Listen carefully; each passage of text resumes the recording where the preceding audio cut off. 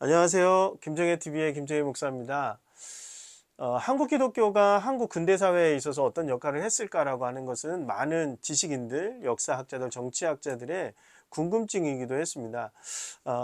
실제로 보면 3.1운동을 중심으로 좀 이해를 하더라도 아주 소수의 기독교인들이었거든요. 그러니까 2천만으로 하면 그때가 30만 정도니까 10%가 되지 않는 그런 기독교인들이 3.1운동에 아주 중요한 역할을 감당할 수 있었던 이유는 한국 기독교가 가지고 있었던 그 보편적인 가치라든가 상식의 이념들이 한국 사회가 그동안에 가지고 있었던 성리학적 세계관이라든가 이런 것들을 뛰어넘어서 우리 사회를 근대 사회로 진입시켜주는 아주 보편적인 가치와 상식으로 받아들여졌기 때문에 그러한 수용이 가능했다라는 거죠. 특히 3.1운동 같은 경우에는 단순하게 기독교적 가치를 가지고 있음에도 불구하고 기독교의 집회로서가 아니라 많은 사람들이 공감할 수 있고 많은 사람들이 받아들일 수 있는 그러한 집회를 통해서 기독교적인 가치와 근대성이라고 하는 것을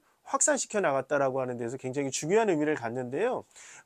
특히 3.1운동 안에서 그 자유와 양심과 정의라고 하는 중요한 가치들을 한국 사람들이 자주 독립을 이루는 데서 아주 중요한 가치로 받아들일 수 있는 그런 계기를 마련해 준 것이 3.1운동이었고 이것이 대한민국을 건국해 나가는 그 출발점이다. 이렇게 얘기하는 것이 보편적인 역사의 이해입니다. 그런데 최근에 들어서 한국 사회는 한국 기독교가 어려움을 처해 있는 것 중에 하나는 뭐냐면 한국 기독교가 가지고 있는 그 가치나 상식이 한국 사람들의 일반적인 그 기독교인이 아닌 사람들에게도 일반적인 어떤 상식과 가치로 받아들여지지 않는다라고 하는 점이죠. 그래서 교회가 이야기하는 것은 이해를 하고 받아들일 수는 있지만 그것을 내 상식으로는 받아들이지 않는 그런 경우들이 꽤 많이 있는 것 같습니다. 그러다 보니까 여러 가지 어떤 그 한국 기독교가 대사회적인 문제를 이야기하는 데 있어서 어려움을 겪고 있다라는 거죠. 왜냐하면 그것은 너희들의 이야기지 우리들의 이야기가 아니라고 하는 인식이 담겨져 있기 때문에 그런 것 같습니다. 그것은 한국 기독교가 초기에 보여줬던 그런 모습보다는 1980년대, 90년대 넘어가면서 교회 성장주의에 매몰되어져 있는 한국 교회가 보편적인 사람들로부터 받아들여지기에는 특별하게 구별되지 않고 그들의 가치가 존경스럽지 않다라고 하는 인식에서 나온 것이 아닌가 개인적으로 그런 생각을 좀 가지고 있습니다. 제가 오늘 좀 말씀드리고 싶은 것 중에 하나는 뭐냐면 3.1운동을 말씀을 드렸는데요. 3.1운동이 가지고 있었던 이런 어떤 그 보편성, 가치의 보편성을 통해서 기독교적인 가치가 세상 속으로 흘러들어감으로 인해서 복음을 확장시켜 나간다라고 하는 이 의식 자체가 최근에는 좀 많이 약화되어진 것 같은 느낌을 갖기 때문에 그렇습니다. 10월 27일 차별금지법 반대를 목적으로 기독교가 연합 예배를 드리겠다고 선포했고 그래서 많은 교회들이 여기에 참여하겠다라고 하는 의지를 가지고 있습니다. 차별금지법 지금 현재 정치권에서 논의되고 있는 이 차별금지법은 굉장히 우리 사회를 혼란스럽게 만들 가능성이 아주 높죠. 왜 그러냐면 여기에 어떤 생물학적 인종이라든가 여러 가지 장애라든가 이런 것들에 대한 차별을 법으로 금지하는 것들을 차원을 넘어서 사회적 성이라고 하는 문제를 수용하고 그리고 지금까지 우리 사회가 직면하지 않았던 그 터부시했던 동성애라든가 동성 결혼이라든가 이런 것들을 분명하게 반대하는 것을 오히려 처벌해 나가는 법으로 가기 때문에 이 차별금지법이 만약에 통과가 된다라고 한다면 한국 사회는 굉장한 윤리적인 어려움뿐만 아니라 성적인 문제라든가 이런 데 있어서 어려움을 겪을 것이라고 하는 것은 자명한 사실이고요. 그것은 또 기독교가 가지고 있는 보편적인 윤리성, 기독교 윤리적인 문제, 그 다음에 기독교가 갖고 있는 창조 질서의 문제, 여러 가지를 흐트러 놓는 문제들이기 때문에 이미 초대교회 안에서부터 이 동성애는 불의한 것이고 죄악이고 그리고 이런 성적인 윤리가 극복되지 않으면 하나님의 주권 안에서 올바르게 살아갈 수 없다라고 하는 인식은 2000년 기독교 역사 동안에 아주 보편적인 윤리고 가치였다라고 하는 거예요. 그 차별금지법을 반대하는 것을 저도 찬성하고 차별금지법 제정을 반대한다라는 것을 저도 분명하게 반대하고 그것을 계속해서 반대하는 것을 이야기를 계속 해왔었고 강의 때도 이야기를 했었는데요.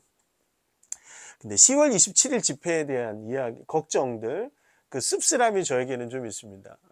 물론 이 이야기 때문에 저에 대한 비판이 있을 수 있고 저에 대해서 여러 가지 이야기가 있을 수는 있겠지만 저는 10월 27일 집회에 대한 집회 자체의 목적이 문제가 아니라 그 과정과 방법론이라든가 이런 거에 있어서는 찬성하는 입장은 아닙니다. 왜 그러냐면 10월 27일 집회가 갖고 있는 그 목적은 차별금지법 제정 반대를 위한 집회죠. 그러니까 이것은 기독교적인 어떤 영적 집회라든가 이런 집회는 성격은 아니고요. 대사회적인 어떤 목적을 위한 그런 집회로서 성격을 규명했다라고 하는 거죠.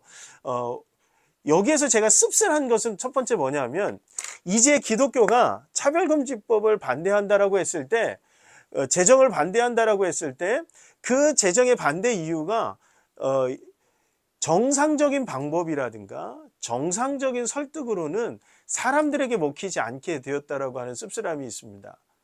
그래서 이제는 어떤 거죠? 10월 27일 집회를 하는 이유가 그러니까 이제 힘으로 우리가 그들을 기독교의 힘을 보여줘서 세상 사람들이 이것을 왜 우리가 반대하고 있는지를 알려줘야 되겠다라고 하는 것으로 이 차별금지법 제정 반대 집회를 열게 되는 것이죠. 열겠다라고 하는 것이죠. 그런데 한번 생각해 보세요.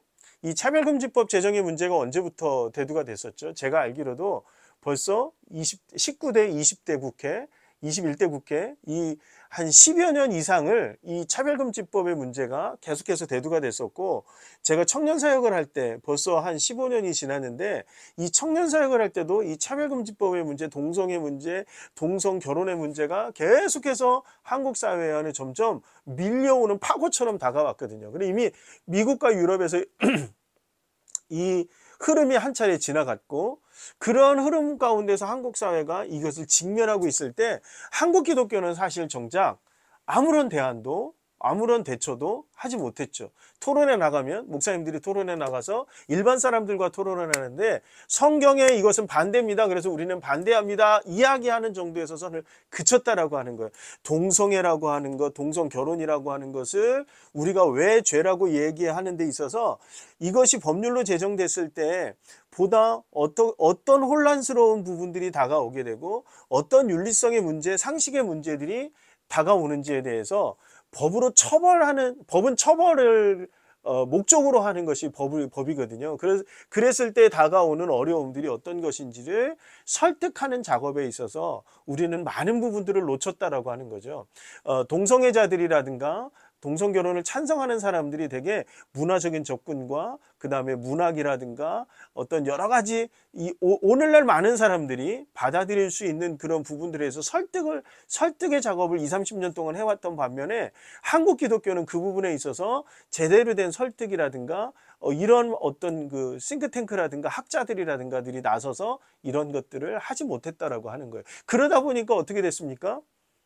기독교 그건 너희들의 이야기지 우리들은 설득하지 못하고 있어 라고 세상은 계속해서 이야기하고 있다라는 거죠. 그러한 부분이 저는 굉장히 좀 우려스럽기도 하고 이 한국 기독교가 3.1운동 때 보여줬던 것처럼 기독교의 가치로 천도교라든가 불교도라든가 일반 사람들을 설득해낼 수 있었던 그런 모습들이 이제는 아니라 힘이 아니면 안 되는 것으로 가버렸다라는 것이 저는 대단히 씁쓸하고 어려움이 있습니다. 그러면 이렇게 말하시는 분들이 있어요. 그럼 어떻게 할 거냐? 어떻게 할 거냐라고 했을 때 우리가 한 가지 생각해야 될 것이 있습니다. 그것은 뭐냐면 힘의 기독교가 되는 순간 세상 사람들은 기독교의 복음을 더 이상 수용하지 않기 시작한다라는 점이에요. 기독교는 힘의 기독교가 아니라 우리가 알고 있는 것처럼 복음의 기독교거든요. 복음은 힘으로 강제하는 것이 아니라 은혜로 믿음으로 그들을 감동시키고 설득하는 것이 복음의 능력이라고 우리는 성경을 통해서 배웠거든요. 그러면 우리는 어떻게 해야 될 건가? 기독교가 그동안에 생각해 보세요. 70년대, 80년대를 지나면서 한국 기독교가 무엇을 놓았습니까? 교육이라고 하는 것을 우리는 놓쳤다고요. 공교육으로 다 넘어갔고, 공교육과 사립교육, 사립학교를 주도하고 있었던 한국 기독교의 수많은 비리들과 어려움들과 자기 이익을 추구해 나가는 그런 사립학교들로 만들어버림으로 인해서 교육적 방법론에 있어서 교육이라고 하는 것을 놓쳤죠. 그래서 이제 와서 다시 시도하려고 하는 게 대안학교 운동이기는 하지만 이것이 공식 교육으로 들어가지 못하기 때문에 그 영향력이 미미하다라고 하는 어려움이 있습니다. 그리고 또 한 가지 놓쳤던 것이 뭐냐 하면 교회 성장이 주가 되다 보니까 교회 안에 인재들은 있는데 교회 바깥의 인재들은 너무나 약화되었다라고 하는 거죠. 복음으로 세상을 변화시킨다라고 하는 가치가 약화된 거죠. 그래서 세상 가운데 살아가는 윤리, 세상 가운데 살아가는 지식 가운데 어떻게 복음적 가치로 그것을 해석하고 복음적 가치로 그것을 이해하는 데 있어서 한국 기독교가 90년대, 2000년대를 넘어가면서 다 놓쳐버렸죠. 그러다 보니까 젊은 지식인들, 이제 새로운 지식과 포스트 모더니즘 사회 안에서 수많은 새로운 패러다임들이 몰려올 때 한국 기독교가 여기에 대한 대처를 제대로 못한 거죠. 그러니까 다 어디로 넘어갔어요? 세상 학문을, 세상에 대응하겠다고 나간 사람들은 복음을 다 잃어버렸고, 그리고 복음을 지키겠다고 하는 사람들은 세상에 뭘 하든 말하든 아무것도 하지 않는 기독교가 돼버리는 그런 이중고를 겪고 있는 것이 지금 오늘날 한국 교회가 처해 있는 그런 상황이라고 하는 거죠. 그런 가운데서 10월 27일 집회가 보여주는 모습은 어떤 겁니까?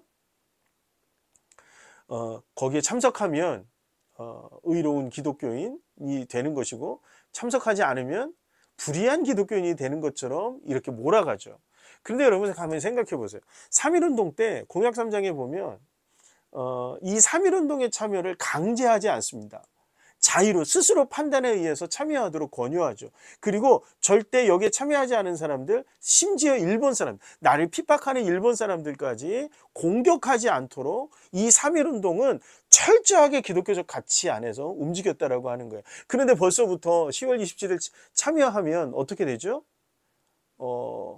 복음을 반대하고 성경을 반대하는 사람처럼 받아들여지고, 여기에 참석하는 사람들은 어떻게 되죠? 복음에 적극적이고 복음적인 사람인 것으로 받아들여지는 그런 부분들이 있다라는 거예요. 그러면 이 부분은 우리가 이해할 때 어떻게 되겠습니까? 기독교에 동의하지 않으면 다 적이 돼버리는 그런 게 돼버리죠. 그것이 아니라 누구를 비판하고 누구를 욕하는 것이 우리의 목적이 돼서는 안 된다는 거예요. 오히려 우리는 왜 우리가 주장하는 것이 올바른 것인지를 말하면 되는 것이죠. 누군가를 비판하고 뭐 좌파라고 비판하고 뭐 빨갱이라고 비판하고 어떤 사람 여기 참여하는 사람 자유주의자라고 비판하고, 이것은 올바른 기독교적인 복음의 방법론이 아니라고 하는 거죠. 3.1운동이 복음의 방법론을 통해서 정치적인 자주 독립이라고 하는 것을 사람들에게 설득해낼 수 있었던 것처럼 우리 기독교도 보다 조직적이고 적극적이고 뭔가 지적이고 그러한 면에 있어서 사회 안에서 이런 어떤 시민운동이라든가 이런 운동을 전개할 필요가 있는 것이죠. 한국 기독교가 추구하는 가치가 어떤 것인지 대사회적인 부분에 있어서 그러한 부분들이 어떤 부분들에서 우리 기독교가 주장하고 있는 것인지를 설교 시간에 얘기하는 것이 아니라 대사회적인 어떤 학자들과 문화사역자들과, 최근에 이제 법률가들이 유튜브에 등장해서 차별금지법 반대에 대해서 이야기하기 시작했던 것처럼 그들을 돕고, 그리고 문화적인 컨텐츠를 통해서, 수준 높은 문화적인 컨텐츠를 통해서, 수준 높은 문학적 컨텐츠들을 통해서 이것을 정말 왜 가정의 소중함과 생명과 그러면서 성적 윤리가 어떻게 우리를 인간을 파괴하고 어떻게 우리 인간 사회를 어지럽히고 혼란스럽게 하는지에 대해서 수준 높은 문학 작품과 수준 높은 이 여러 가지 문화적인 컨텐츠들을 통해서 우리가 대처할 필요가 있다는 거죠. 지금까지 그거 다 마귀적인 거라고 무시했었잖아요. 지금까지 그것은 기독교 복음하고 아무 상관없는 것처럼 이야기를 했었다라는 거죠. 예수 그리스도의 이름, 예수 그리스도 성경의 인물들 그 이야기가 아니면 기독교 문학이라고 취급하지 않았던 오늘 기독교가 가지고 있는 우리들의 인식이 오늘 우리 이런 사태를 만들어낸 거. 지금 여기까지 한국 사회가 오게 된 것은 아닌가 그런 씁쓸함이 있고요. 그리고 또 한 가지는 복음을 어떻게 지킬 것인가에 대한 올바른 태도와 이해가 우리 안에서 너무 약화되어 있다는 것을 느낄 수가 있습니다. 그것은 진보 기독교를 추구하는 그룹들에게서 나오는 경향인데요. 차별금지법 10월 27일 제가 이렇게 말씀을 드렸지만 10월 27일 반대하는 그룹도 있단 말이에요. 근데 그 반대하는 그룹은 무엇을 왜 반대하는지 그리고 그 대안은 어떤 것인지를 얘기할 필요가 있는 것이죠. 저는 그렇게 말씀드렸습니다. 이런 집회보다도 더 영향력 있는 것은 한 번에 수준 높은 영화라든가 수준 높은 드라마라든가 수준 높은 문학 작품이 지금 오늘날 많은 사람들을 설득해낸다라고 하는 거죠. 그러한 것들이 필요한데 그러면 복음을 지키고 하는 이런 가치들을 어떻게 우리 한국 사회가 유지해 나갈 것인가라고 하는 것은 굉장히 중요한 일이라고 저는 생각을 합니다. 10월 27일 가실 수 있는 분들은 가시는 거 저는 반대하지 않습니다. 그러나 10월 27일이 우리 기독교가 가지고 있는 어려움들을 해소할 수 있는 전부가 될 것 같지는 않습니다. 오히려 3.1운동에서 보여줬던 것처럼 이 10월 27일 집회 이후에 아주 긍정적인 영향력들이 한국 교회와 사회 안에 퍼질 수 있다면 좋겠지만 제가 지금 보는 관점에서는 그러한 영향력들이 퍼지기보다는 오히려 한국 교회를 한국 기독교가 갖고 있는 교회 우리만의 이야기에 좀 더 갇히는 것은 아닌가 그런 아쉬움이 좀 있고요. 그리고 또 한 가지는 이 10월 27일에 있는 이 집회를 주도하고 있는 그룹들 중에는 세상들로부터 비난받았던 그런 인물들이 너무 많다라는 거죠. 세습의 문제, 그 다음에 거짓과 어떤 여러 가지 윤리의 문제 이런 것들 때문에 비난받았던 그런 인물들이 이 운동을 주도하고 간판이 되었을 때 과연 이 운동이 사람들에게 설득력을 가질 수 있겠나 그런 아쉬움들이 너무 많고요. 지금도 많은 젊은 목회자들 안에서는 이거에 대한 우려들이 있다라고 하는 것을 10월 27일 집회를 이끌어 가시는 분들은 좀 기억하셨으면 좋겠다 그렇게 생각을 합니다. 오늘은 10월 27일 차별금지법 반대 제정을 반대하는 그런 집회에 대해서 말씀을 좀 드렸는데요. 저도 좀 많이 좀 씁쓸합니다.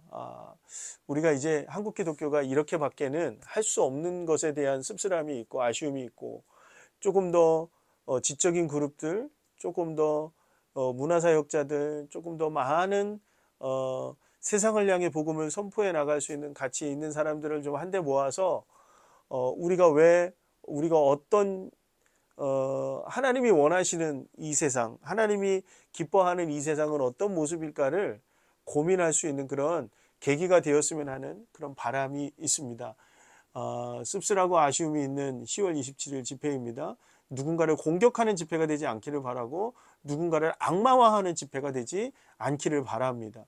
그랬을 때 기독교가 본래의 목적성과 순수성을 잃어버릴 수 있다는 것이죠. 저는 좀 이 10월 27일 집회를 보면서 3.1운동을 좀 생각하면서 이야기를 좀 나눠봤습니다. 생각이 다른 분이 있다 하더라도 생각이 다른 것이지 복음의 본질과 가치를 지키겠다라고 하는 인식은 다르지 않다라는 것을 여러분들 좀 기억해 주셨으면 좋겠습니다. 제 생각을 여러분들과 함께 나눴습니다. 감사합니다.